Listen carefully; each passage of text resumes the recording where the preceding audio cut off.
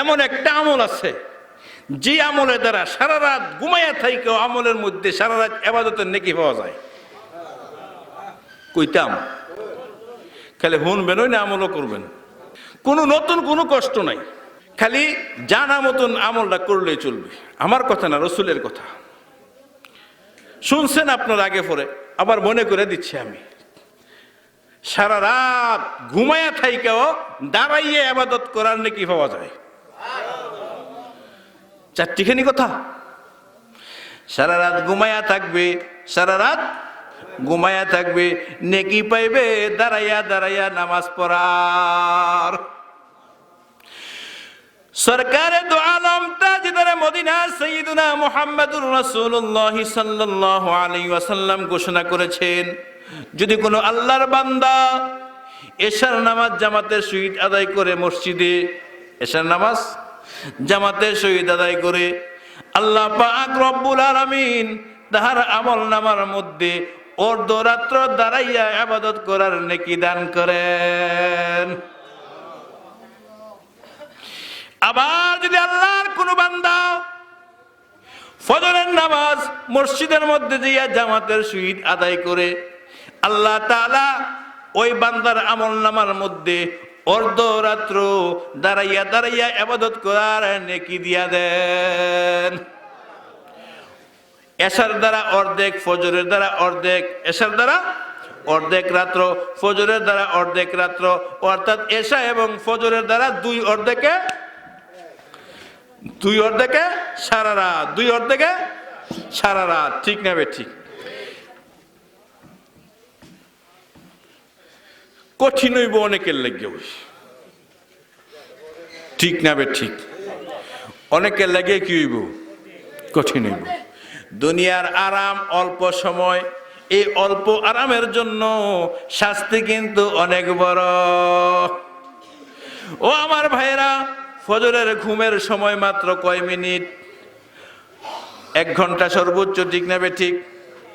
এই 1 ঘন্টা সময়ের জন্য আখিরাতের 2,88,00,000 বছরের সাজা ভোগ করতে হবে। আরামের সময় বেশি না, সাজার সময় বেশি। আমার ভাইরা, আমার পর্দার আড়ালের মা বোনেরা, আপনাদেরকে হাতে না পায়ে ধইরা বলে ফজরের নামাজ এশার নামাজ জামাতে পড়েন, মহিলারা ঘরে পড়লেও নাকি পাইব।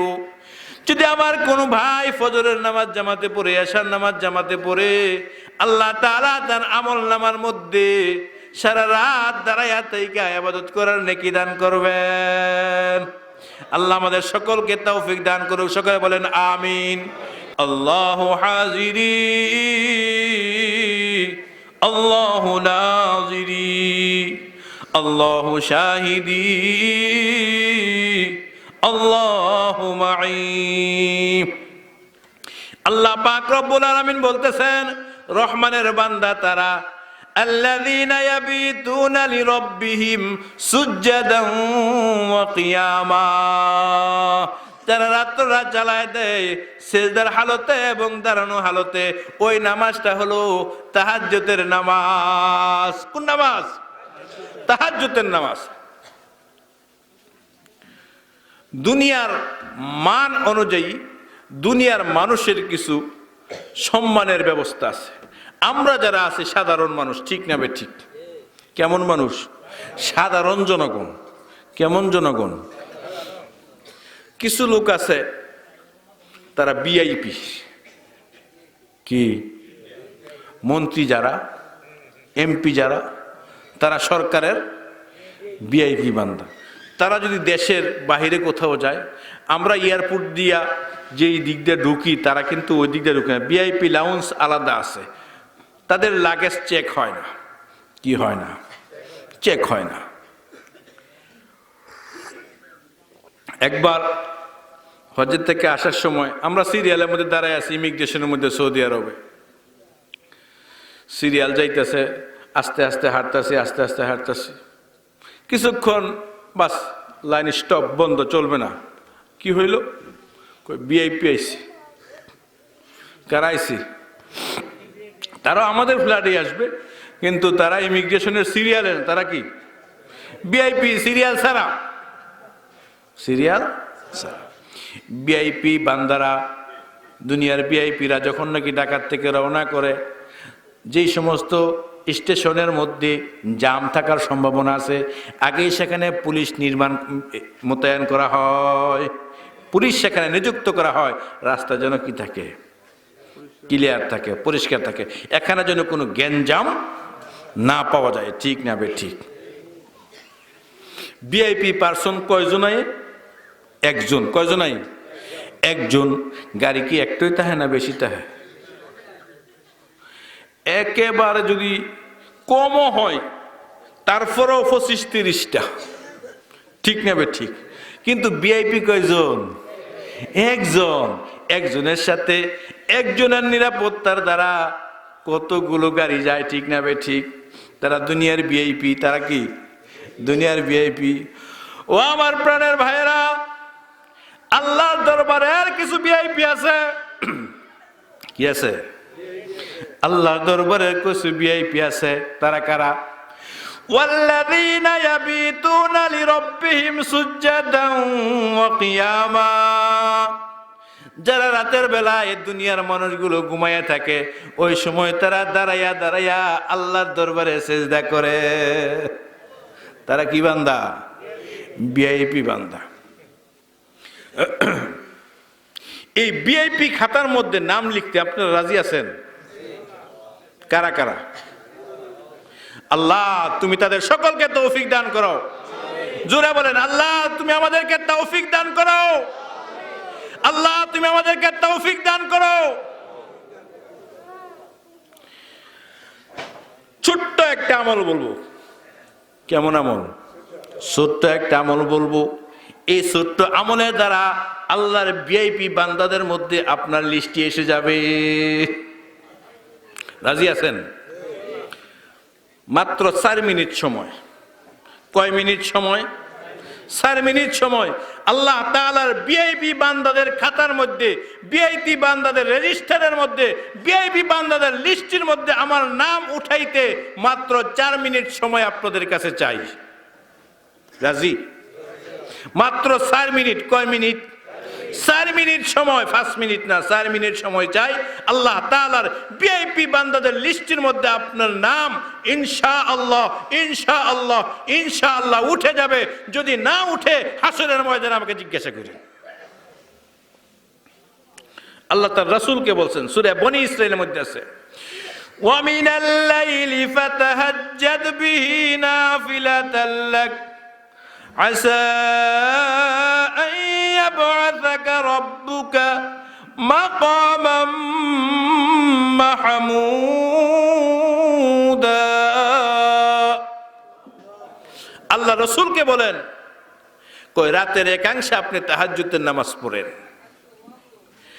আসা আন ইয়াবআসাকা রাব্বুকা মাকামান মাহমুদা। এই তাহাজ্জুদের নামাজের উসিলায় রাসূল হাসরের মাঠের বিশেষ সম্মান, বিশেষ মর্যাদা, বিশেষ চেয়ার, সেটা হলে মাকামে মাহমুদ। ওই মাকামে মাহমুদ হাসরের ময়দানে একমাত্র আপনার নবী, আমার নবী মুহাম্মদুর রাসূলুল্লাহ সাল্লাল্লাহু আলাইহি ওয়াসাল্লামকে আল্লাহ তাআলা দান করেছেন। মাকামে মাহমুদ কার সম্মান? একমাত্র আখেরি পয়গম্বর, আখেরি নবীর স্থান, আখেরি নবীর চেয়ার হাসরের ময়দানে মাকামে মাহমুদ, অন্য কোন নবীর না। কেমন নবীর উম্মত দেখছেন? আল্লাহু আকবার। কয় মিনিট সময়? 4 মিনিট সময়। আমি যদি আপনাদেরকে বলি শেষ রাতে উঠে তাহাজ্জুদ পড়েন, অনেকের জন্য, 2-1 জনের জন্য সহজ হবে, বেশিরভাগ মানুষের জন্য কঠিন হয়ে যাবে। ঠিক না বে ঠিক? আল্লাহ বলেন ওয়া মিনাল লাইলি, রাতের অংশে। মুফাসসিরিনে কেরাম তাফসীরের কিতাবের মধ্যে তাহাজ্জুদকে 3 ভাগে ভাগ করেছেন। কয় ভাগে? 3 ভাগে ভাগ করেছেন। 1 নম্বর রাতের শেষাংশে, 2 নম্বর, 1 নম্বর না 3 নম্বর, হ্যাঁ 1 নম্বর মর্যাদা হলো রাতের শেষাংশে, 2 নম্বর মধ্য অংশে, 3 নম্বর শুরু অংশে। তার মানে এশার নামাজের পরে, সাথে সাথে এশার নামাজের পরে বাড়িতে যেয়া পড়ার সময় নাই, শেষ রাতে উঠার মতন সামর্থ্য আমার নাই, ঘুম বেশি। কি বেশি? ঘুম বেশি। আপনি এশার নামাজটা মসজিদের মধ্যে পড়ে তাহাজ্জুদের নিয়তে 2 রাকাত করে 4 রাকাত নামাজ আপনি পড়েন, হাসরের ময়দানে আল্লাহ তাআলা আপনাকে তার ভিআইপি বান্দা হিসেবে আপনাকে উঠাইবেন। 2 রাকাত নামাজ পড়তে আমাদের 2 মিনিটের বেশি লাগে না, তার কারণ আমরা তো ফরজি নামাজ পড়ি। কেমন নামাজ পড়ি? ফরজিই পড়েন, তারপরেও পড়েন, তারপরেও কি পড়েন। এই 4 মিনিট সময় যদি আপনি দিতে পারেন তাহলে আল্লাহ তাআলার ভিআইপি বান্দার অন্তর্ভুক্ত হয়ে যাবেন। আর একটা হলো সিআইপি, এটা ভিআইপির চেয়েও বেশি। ভিআইপি হয় জনগণের ভোটে, ভিআইপি হয় কিসের দ্বারা? জনগণের ভোটে। আর সিআইপি হয় টাকার বিনিময়ে। আরো কিছু কারণ আছে। যারা বিদেশের টাকা আমাদের দেশে অধিক পরিমাণে বিনিয়োগ করে কি করতেছে? আনতেছে, তারা সিআইপি বান্দা। যে কোনো মুহূর্তে তাদের পাসপোর্ট ইস্যু করবে, সাথে সাথে 20 লাখের টিকিট হয়ে যাবে। তারা হলো সিআইপি। বিমানের টিকিট খালি নাই, অন্য টিকিট ক্যান্সেল করে সিআইপির পাসপোর্টে কি দিয়ে দিব? টিকিট দিয়ে দিব। এখন যাইব, এখনো তার টিকিট হইব, এখনো তার বিমান যাইব। এখন যে এটা রেডি আছে, অন্য আরেকজনের প্যাসেঞ্জারের টিকিট ক্যান্সেল করে দিব।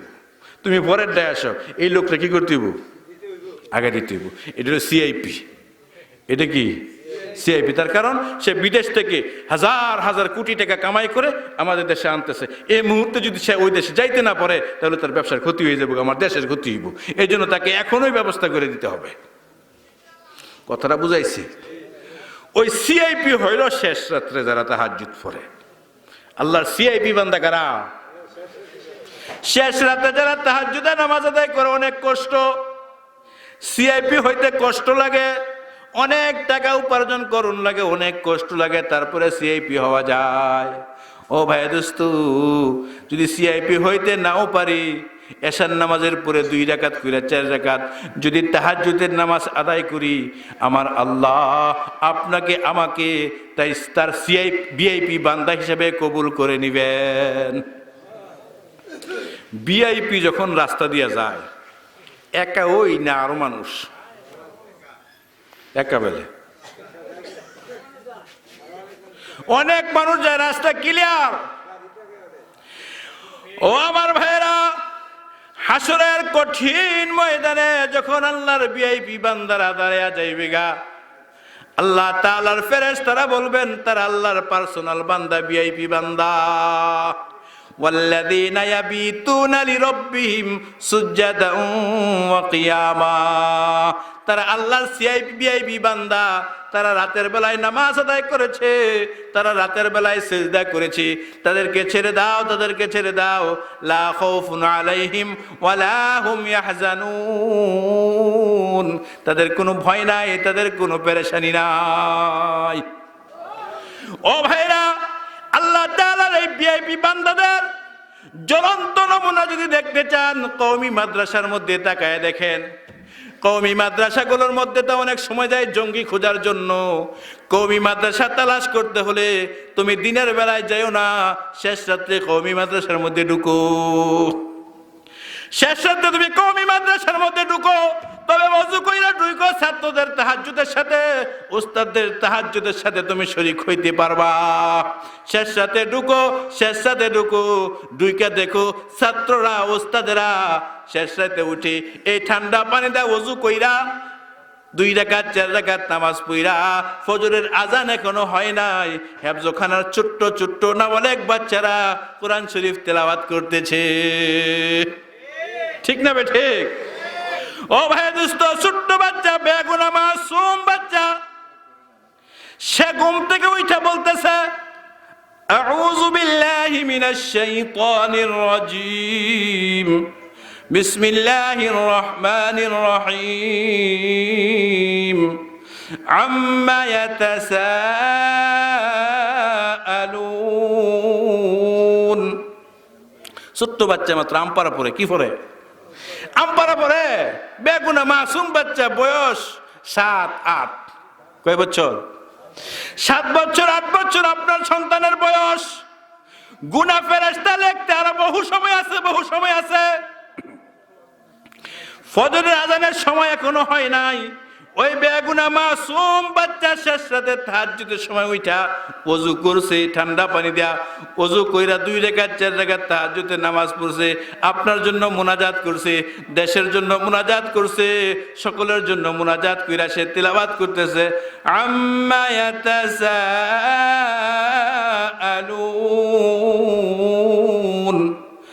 আনিন নাবাইল আযীম। এইভাবে সে ছোট্ট ছোট্ট সূরাগুলো কোরআনের তেলাওয়াত করতেছে, ঠিক না বে ঠিক?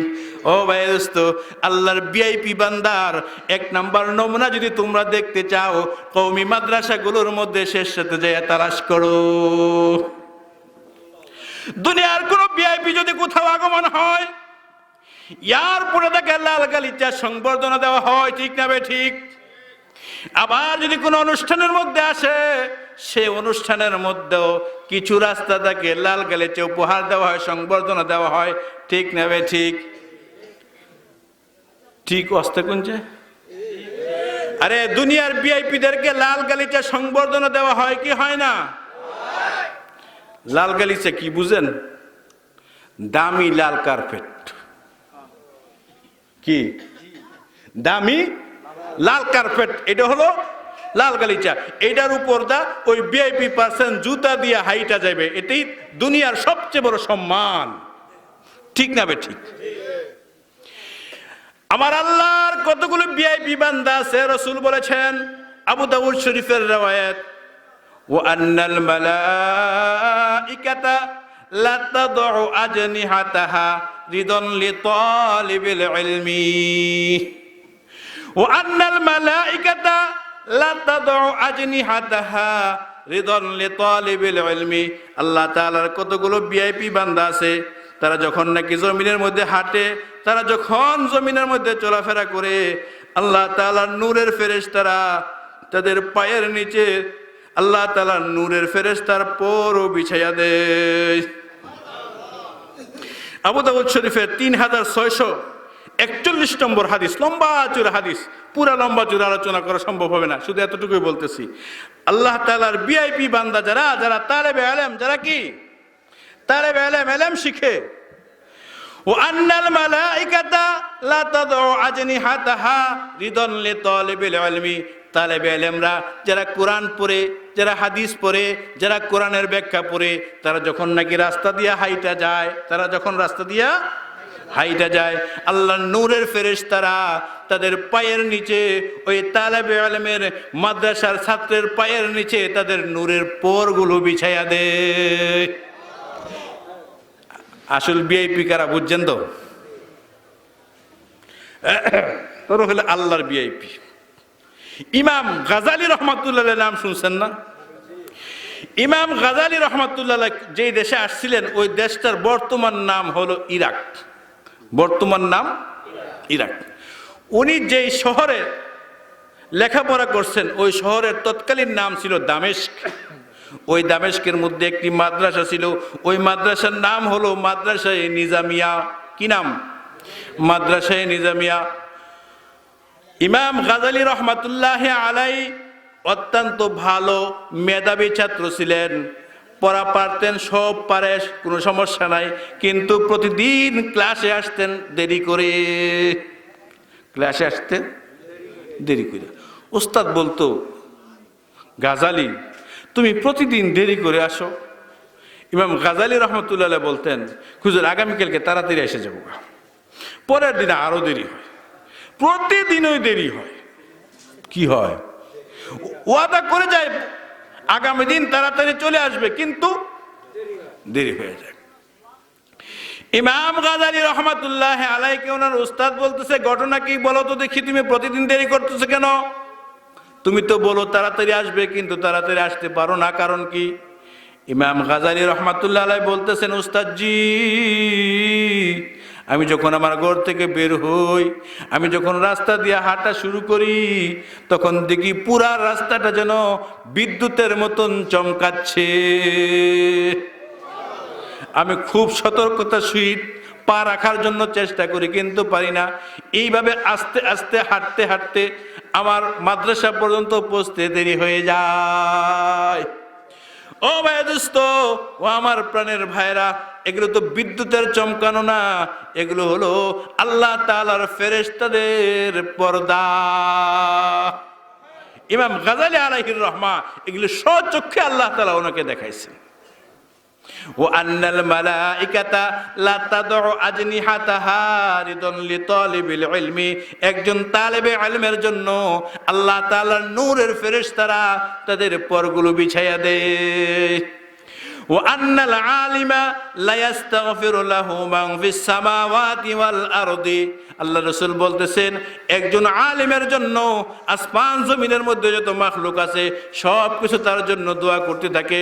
ওয়াল হিতানু ফি জাওফিল মা, এমনকি সমুদ্রের মাছগুলো পর্যন্ত পানির মধ্যে থাকিয়া থাকিয়া একজন আলেমে বা আমলের জন্য, যে আলেমের এলেমের সাথে তার আমলের মিল আছে, তার জন্য সমুদ্রের মাছগুলো পর্যন্ত আল্লাহর দরবারে মুনাজাত করতে থাকে।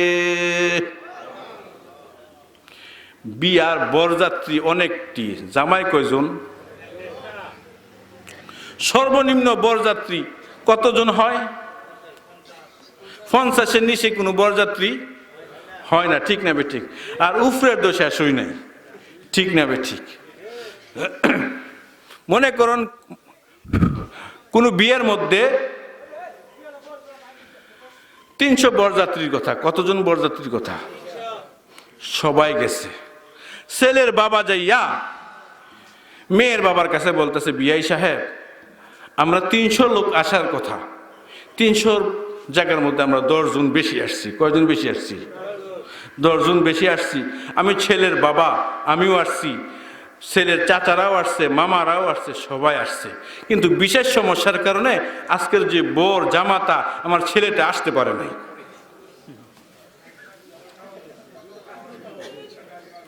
300 জায়গার মধ্যে আমরা 10 জন বেশি আইছি, কিন্তু বিশেষ সমস্যার কারণে জামাতা যিনি আজকের বর সে কি করতে পারে নাই, আসতে পারে নাই। ভাইসা কন্ত দেখি আমগোর কপাল খাওয়ার কি অবস্থা হইব?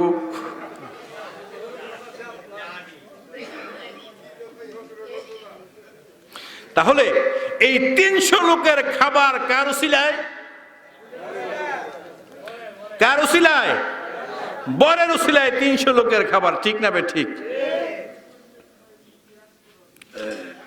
আবার যদি ছেলেও গেছে, ঠিক আছে, ছেলেও গেছে, সবকিছু ঠিকঠাক, মেয়ের বাবা এসে বলতেছে, বিআই সাহেব আপনি তো ছেলে নিয়ে আসছেন, আমাদের আত্মীয় স্বজন সব আছে ঠিকঠাক, কোনো সমস্যা নেই, তবে মেয়েটা সে তো আজকে বাড়িতে নাই, বেড়াইতে গেছে। আজকে বাড়িতে নাই, কোথায় গেছে? বেড়াইতে গেছে। আপনারা আসছেন, আপনাদের আপ্যায়নের কোনো ত্রুটি আমরা করব না। কঞ্চিতি বরযাত্রীগুলো খাইবে মনে করেন? তাহলে বুঝছেন তো কথাটা? এই 300 লোকের খাবারের উসিলাকে বর এবং মেয়ে, ঠিক না বে ঠিক? বর যদি না থাকে, বরযাত্রী যত সুন্দর করে সাজগুজ করে বিয়ে বাড়িতে যাব না কেন, যায় না কেন, তার নসিবে কিন্তু খাবার নাই। ও ভাই দোস্ত, কান খুলে বুঝো, কান খুলে বুঝো, আল্লাহ তাআলা জমিনের মধ্যে আল্লাহ তাআলা কিছু বর রাখছে, কিছু বর জমিনের মধ্যে কি রাখছে? কিছু বর রাখছে, কিছু বর। এই বরগুলো জমিনের মধ্যে যতক্ষণ থাকবে যাত্রীদের খাবার জুটবে, বর যখন জমিনে থাকবে না যাত্রীদের খাবার সেদিন খতম হইয়া যাইবে। আমার কথা না, সরকারের দু আলমের কথা। লা তাকুমুস সাআতু হাত্তা ইয়াকুলা আল্লাহ আল্লাহ, অতক্ষণ পর্যন্ত কিয়ামত হবে না যতক্ষণ পর্যন্ত জমিনের মধ্যে একজন আল্লাহ বলনেওয়ালা থাকবে, অতক্ষণ জমিন ঠিক থাকবে, আসমান ঠিক থাকবে, চাঁদ তার জায়গার মধ্যে ঠিক মতো ডিউটি করবে, সূর্য তার জায়গার মধ্যে ডিউটি করবে, যতক্ষণ আল্লাহ বলনেওয়ালা জমিনের মধ্যে থাকবে। আরে আল্লাহ বলনেওয়ালা তৈয়ার করে মাদ্রাসায়, আল্লাহ বলনেওয়ালা তৈয়ার করে মাদ্রাসায়, আমার ঘটনা, রসুলের কথা, মুসলিম শরীফের হাদিস, বুখারী শরীফের হাদিস। সরকারে দু আলম সাল্লাল্লাহু আলাইহি ওয়াসাল্লাম বলতেছেন, যে হাদিসটা প্রসিদ্ধ, খায়রুকুম মান তাআল্লামাল কুরআনা ওয়া আল্লামাহু। রাসূলুল্লাহ সাল্লাল্লাহু আলাইহি ওয়াসাল্লাম বলতেছেন, এই দুনিয়ার সূর্য সন্তান, এই দুনিয়ার সেরা সন্তান তারা, খায়রুকুম মান তাআল্লামাল কুরআনা, যারা কোরআন পড়ে এবং যারা কোরআন পড়ায়। এক এক সরকার এদেশের জন্য, যারা দেশকে মুক্তিযুদ্ধ করে, যারা দেশকে স্বাধীন করেছে, সরকার তাদেরকে অনেক সম্মান দেয়, অনেক ইজ্জত দেয়, তাদের জন্য আলাদা ভাতার ব্যবস্থাও সরকার মহোদয় করেছেন। ঠিক না বে ঠিক? ও ভাই দোস্ত, এই দেশটা স্বাধীন করেছে যারা, তাদের জন্য যদি এত মান মর্যাদা হইতে পারে, আল্লাহর কালামকে যারা পড়ায়, আল্লাহর কালামকে যারা পড়ে, আল্লাহর দরবারে তাদের মর্যাদা অনেক বেশি। এই কালাম পড়নেওয়ালা, কালাম পড়ানেওয়ালা যতদিন জমিনের মধ্যে থাকবে, অতদিন এই জমিন ঠিক মতো ডিউটি করবে, চাঁদ তার জায়গার মধ্যে ডিউটি করবে, সূর্য তার জায়গার মধ্যে ডিউটি করবে, রাত ঠিক মতো হবে, দিন ঠিক মতো হবে, পৃথিবীর সমস্ত ইন্তেজাম, সমস্ত শৃঙ্খলা ঠিক মতো থাকবে। যতদিন জমিনের মধ্যে এই ব্যবস্থা থাকবে, কোরআন পড়নেওয়ালা থাকবে, কোরআন পড়নেওয়ালা বন্ধ হয়ে যাবে, পৃথিবী তার জায়গার মধ্যে আর ঠিক থাকবে না। আল্লাহ বলে দিয়েছেন, ইজা ওয়াকাতিল ওয়াকিআ লাইসা লিওয়াকাতিহা কাযিবা। একটা ঘটনা ঘটবে, সেই ঘটনা মিথ্যা না, সেই ঘটনা কি না? মিথ্যা না। আল কারিয়াতু মাল কারিয়া ওয়া মা আদরাকা মাল কারিয়া, সেটা হলো কিয়ামত। সেটা কোন ঘটনা? কিয়ামতের ঘটনা। এটা তখন ঘটবে যখন ওই দামি লোকগুলো জমিনের মধ্যে আর খুঁজে পাওয়া যাবে না। তাহলে আজকে আমাদের খাবার জুটছে, আমাদের রিজিক জুটছে কাদের উসিলায়? কোরআন পড়নেওয়ালাদের উসিলায়। যারা কোরআন পড়ে, কোরআন পড়ায়, তাদের উসিলে আমার ঠিক মতো রিজিক পাচ্ছি, তার উসিলে আমি খাইতে পারছি, তার উসিলে আমার ক্ষমতার মস্তক ঠিক আছে।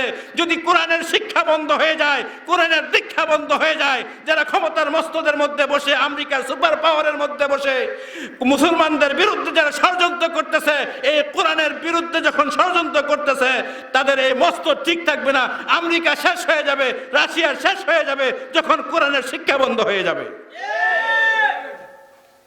আজকে দেখেন বার্মার মুসলমানদের অবস্থা, নতুন করে চীনের মধ্যে মুসলমানদের উপর অন্যায় অত্যাচার শুরু হয়ে গেছে। শুরু হয়েছে কি হয়েছে না? ভাই দোস্ত, কোরআনের শিক্ষাকে ধরেন, কোরআনের শিক্ষাকে আদর্শ বানান। আপনার সন্তানকে যদি না পাইরা থাকেন, নিজের নাতিদেরকেও কোরআন শরীফ শিখান, তাহলে এই পৃথিবীর শান্তি থাকবে, দেশের শান্তি থাকবে। আর না হয় ওই চাইনার মতন, বার্মার মতন, অন্যান্য দেশের মতন মুসলমানদের উপর যেভাবে অত্যাচার আসছে, নির্যাতন আসছে, সেই নির্যাতন আমাদের বাংলাদেশে আসতে আর বেশি সময় বাকি নাই। আমি আপনাদেরকে বলবো, আপনি যদি মাদ্রাসার সন্তানকে পড়াতে নাই চান, স্কুলে পড়ান, ডাক্তার বানান, ইঞ্জিনিয়ার বানান, আমার কোনো আপত্তি নাই। মাত্র 2 বছর আপনার স্কুলের পড়ার বছর লস হবে না। 2 বছর কোনো কওমি মাদ্রাসার মধ্যে পড়াইয়া, তাকে কোরআন শরীফটা সহি শুদ্ধভাবে পড়াইয়া, পাশাপাশি বাংলা, অঙ্ক, ইংরেজিও আছে, 3 নম্বর বছরে তাকে স্কুলে ক্লাস 3-তে ভর্তি করে দেন। এটা আমার আপনাদের প্রতি আকুল আবেদন। এই সন্তান যখন নাকি ডাক্তার হবে, এই সন্তান যখন নাকি বড় ইঞ্জিনিয়ার হবে, এই সন্তান যখন নাকি অ্যাডভোকেট হবে, এই সন্তান যখন নাকি ডাক্তার হবে, সে বলবে না কোরআনের মধ্যে ভুল আছে। সে ডাক্তার হতে পারে, ডক্টর হতে পারে, সে অনেক বড় অ্যাডভোকেট হতে পারে, যাই কিছু হতে পারে, তার জীবনের শুরু অবস্থার মধ্যে, তার কলবের মধ্যে, তার দিলের মধ্যে, তার মেধার মধ্যে কোরআন ঢুকে গেছে। সে একথা কোনোদিন বলবে না কোরআনে ভুল আছে। সে একথা কোনোদিন বলবে না আহমদ শফী সাহেব ভুল বক্তৃতা দিয়েছে। আমি আপনাদেরকে অনুরোধ করব, আপনার সন্তানকে আপনি মাদ্রাসায় পড়ায় আলেম বানানোর কোনো দরকার নাই, হাফেজ বানায়েন না, কিন্তু মাত্র 2 বছর সময় বাংলা, অঙ্ক, ইংরেজি সহ আমাদের মক্তব বিভাগগুলোর মধ্যে পড়ানো হয়। 2 বছরে তাকে পুরা কোরআন শরীফ দেখে দেখে পড়ানোর যোগ্যতা অর্জন করা হয়। শুরু থেকে শেষ পর্যন্ত আমাদের মাদ্রাসার, কওমি মাদ্রাসার মক্তব বিভাগের মধ্যে 2 বছরে পুরা কোরআন শরীফ কায়দাত থেকে পূর্ণ কোরআন শরীফ একেবারে সুন্দরভাবে সে দেখে পড়তে পারে। পাশাপাশি সে মাসায়েল পড়ে, পাশাপাশি সে কিছু ছোট্ট ছোট সে হাদিসও পড়ে। আবার বাংলা, অঙ্ক, ইংরেজিও 2য় শ্রেণী পর্যন্ত পাশাপাশি পড়ানো হয়। তাহলে আপনার সন্তানটা যদি 2 বছর মাদ্রাসার মধ্যে পড়ান, স্কুলের পড়ার মধ্যে কোনো ক্ষতি হইব? এই 2 বছরে সে ক্লাস 2 অতিক্রম করে ক্লাস 3-তে ভর্তি হইতো, ঠিক না ঠিক? এই 2 বছর সে স্কুলে পড়ে, মাদ্রাসার মধ্যে পড়ে, 3 নম্বর বছরে সে ক্লাস 3-তে যাইয়া ভর্তি হয়ে যাবে, ঠিক না ঠিক? তারপরে আপনি যা ইচ্ছা তা করেন। সে যদি মধ্যপথে নামাজ পড়লো না, বেনামাজি হয়ে গেলে, অনেক গুনাহ করলো, যখন সে নামাজ পড়বে তার নামাজ না সহি শুদ্ধভাবে পড়বে, ঠিক না ঠিক? আমরা অনেক বক্তৃতা দিতে পারি, চা স্টুলের মধ্যে বসে ইসলামের পক্ষে বিপক্ষে, যদি জিজ্ঞাসা করা হয় আপনি সূরা ফাতিহাটা শোনান, দাঁত ভাঙ্গা যাইব, জিবরা বাঁকা হয়ে যাইব, ঠিক না ঠিক? আর যদি বলা হয় দোয়ায়ে কুনুত পড়েন তো দেখি, সর্বনাশ হুজুর, আমার বাপ দাদা 14 গোষ্ঠী তো দোয়ায়ে কুনুতের নাম শুনছে না, এটা মনে হয় মঙ্গল গ্রহের আবিষ্কার হয়েছে, ঠিক না ঠিক? কত সুন্দর বক্তৃতা দিতে পারি চা স্টুলের মধ্যে বসে বসে, কিন্তু আলহামদুলিল্লাহ সূরা আমার শুদ্ধ করে পড়ার কি নাই, যোগ্যতা নাই, ঠিক না ঠিক? আল্লাহু আকবার। আল্লাহ আমাদেরকে বুঝার, আমল করার তৌফিক দান করুক। এই সন্তানটা যদি আপনার অ্যাডভোকেট হয়, এই সন্তানকে আপনার জানাজা পড়াতে পারবে না? আরে 2 বছরের মধ্যে তাকে জানাজার যোগ্যতাও দেওয়া হয়। আপনার লাশ যখন নাকি আসবে তখন 12টা হুজুর আনন্দ লাগবে না জানাজা পড়ানোর লাগিয়া। যত বড় পীর, গাউস, কুতুব, ওলি, মাশায়েখ জানাজার জন্য আনেন, উনি কি 12টা না?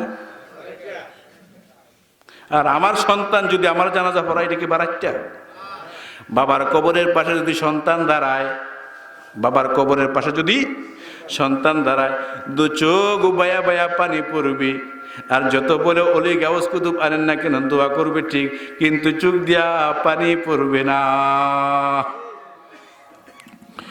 আমার সন্তান অথবা আমার নাতি জানাজাটা পড়ুক, এমন চাইন কেউ? কারা কারা? আল্লাহ সবাইকে তৌফিক দান করো। আল্লাহ তুমি সবাইকে তৌফিক দান করো।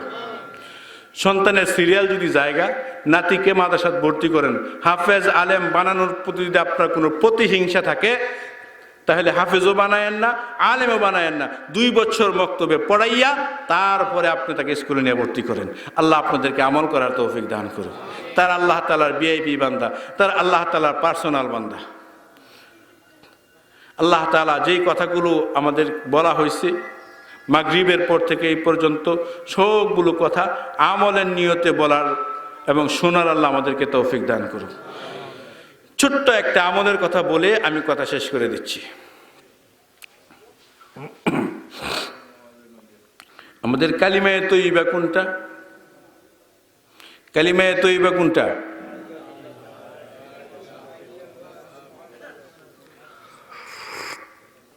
সবাই পারেন তো? মাশাআল্লাহ, আলহামদুলিল্লাহ। এটাও যদি কেউ না পারে, হের ওয়াজও না হয় দরকার আছে, ঠিক না ঠিক? যাই হোক, না এলে সে জানবো ঘুরতে, ঠিক না ঠিক? এটাও যদি কারো না জানে, আসার কারণে তো জানলো, ঠিক না ঠিক? প্রতিদিন এই কালিমাটা পড়তে কোনো অজু লাগে না, প্রতিদিন 100 বার পড়বেন মাত্র, বেশি পারলে খুব ভালো। প্রতিদিন কতবার? যদি তসবিহ না থাকে, আল্লাহ তাআলা হাতের মধ্যে তসবিহ ফিট করে দিয়েছেন, ঠিক না ঠিক? 5 বার পড়লে 100 হয়ে যাবে। এই ছোট্ট আমলটা কে করতে পারবেন? ছোট আমল প্রতিদিন। এই আমাদের সুযোগ ভাই রাস্তা দাঁড়ায় রয়েছে, তোমরাও কি 100 বার লা ইলাহা ইল্লাল্লাহ পড়তে পারবা না? ওই যে লাল সাদুরুল্লাহ ভাই আতা উঠাই না, এ ভাই রাগ করছেন আমার লগে? প্রতিদিন 100 বার লা ইলাহা ইল্লাল্লাহ পড়া কোন কঠিন আমল? হাদিস শরীফের মধ্যে রাসূল করিম সাল্লাল্লাহু আলাইহি ওয়াসাল্লাম বলছেন, যদি কোনো ব্যক্তি 24 ঘন্টার মধ্যে মাত্র একবার 100 বার লা ইলাহা ইল্লাল্লাহ পড়ে, সারা জগতের যত মানুষ আছে তার মধ্যে সর্বোত্তম মানুষটা হলো ওই ব্যক্তি। তার চেয়ে বেশি উত্তম ওই ব্যক্তি যে এর চেয়ে বেশি পড়ে, এর চেয়ে বেশি পড়ে। এই জন্য কমস কম 100 বার পড়বেন, পারলে আরো বেশি পড়বেন। আমলটা খুব কঠিন দিয়া লাইছি, খুব কঠিন। পারবেন তো ইনশাল্লাহ? গোসল যদি ফরজও থাকে তারপরেও এই আমল করুন যাব। গোসল ফর অবস্থায় অনেক ইবাদত নিষেধ, জিকির নিষেধ নাই। আরেকটা ছোট্ট কথা কইয়া শেষ। এত নামাজের কথা কইছি, অনেকে নামাজ পড়তোই না, তারপরেও ঠিক না বে ঠিক, তারপরেও কি করতো না? নামাজ পড়তো না। ওই লোকটার লাগে ছোট্ট আমলটা দিতেছি। এমন একটা কাজ আছে যেটা না কইরা মানুষ পারে না। অনেক জিনিসের সাথে, অনেক বিষয়ের সাথে মানুষ রাগ গুসা কইরা থাকতে পারে, কিন্তু বাথরুমের সাথে রাগ কইরা পারে না। কি বলেন? না খাইয়া 3 দিন থাকতারে রাগ কইরা, ঠিক না বে ঠিক? শ্বশুর বাড়িতে রাগ কইরা যায় না, 10 বছর হয়েছে, ঠিক না বে ঠিক? মেয়ে বাবার বাড়িতে আয় না, 12 বছর হয়ে গেছে, বাপ মা লোকে রাগ কইরা কি করে না? আয় না। কোনছে ভাই সাহেব, রাগ কইরা কি বাথরুমও না গিয়ে ভাড়া যাইব? এটার কোন রাগের ভাব নাই। দৈরে ডালে কয় সাইরা দিয়ে আমারে, ঠিক না বে ঠিক? আমার যে সমস্ত ভাইয়েরা নামাজ এত ওয়াজ শোনার পরও নামাজ পড়ার ইচ্ছাই নাই, তুমি তো বাথরুমে না ঢুকতে পারবা না। কি বলেন? কোন যত ওয়াজ হয়েছে একটাও তুমি পালন করতে রাজি না, কিন্তু বাথরুমে না গিয়ে কি পারবো? এই লাল রুমালা কই চাই রেছ, বাথরুমে না গিয়ে পারবো? বাথরুমে ঢুকার সময় অনেকগুলো ঢুকতে বের হইতে অনেকগুলো সুন্নত আছে। আমি মাত্র একটা বলতেছি, তুমি বাথরুমে ঢুকবা বাম পাও দিয়া। কোন পা দিয়া? এই আমলটা করতে কোনো জিকিরও নাই। কথাটা বুঝছেন? আমার যে সমস্ত ভাইয়েরা, আমার যে সমস্ত যুবক বাবারা কোনো আমল করতে রাজি না, কোনো আমল করতে রাজি না, আমি তোমাকে বলতেছি, তুমি যখন বাবা বাথরুমের মধ্যে ঢুকো, বাম পাওটা আগে দিয়া তুমি বাথরুমের মধ্যে ঢুকো। এই আমলটা করতে রাজি নি আমার বাবারা? বলো। বাথরুমের মধ্যে বাম পা দিয়ে ঢুকো। আমাদের বড়রা বলেন, আমাদের বুজুর্গরা বলেন, আল্লাহর যেই বান্দা কোনো আমল করে না, বা তাকে বাথরুমের মধ্যে সুন্নত তরিকায় ঢুকায় দাও, বাম পাও দিয়ে সে বাথরুমে ঢুকতে থাক। এমন একটা সময় আসবে, ডান পা আল্লাহর দরবারে ফরিয়াদ করবে, আল্লাহ গো, একটি মানুষের শরীরের মধ্যে আমরা 2টা অঙ্গ থাকি, আমার পাশের ভাই বাথরুমের মধ্যে ঢুইকা তার সুন্নত আদায় করে বাম পাও দিয়া, আল্লাহ তুমি দয়া করে তাকে ডান পাও দিয়া মসজিদে ঢুকার তৌফিক দিয়া দাও। ও ভাইরা, আর সহজ করে বলার মতন ভাষা আমার কাছে নাই। তারপরও আমি তোমাদের একটা আমল করো, তুমি বাথরুমের মধ্যে ঢুকো বাম পাও দিয়া। কিছু পারো না, তুমি বাথরুমের মধ্যে বাম পাও দিয়া ঢুকো। পারবা না ইনশাআল্লাহ? আল্লাহ তৌফিক দান করো।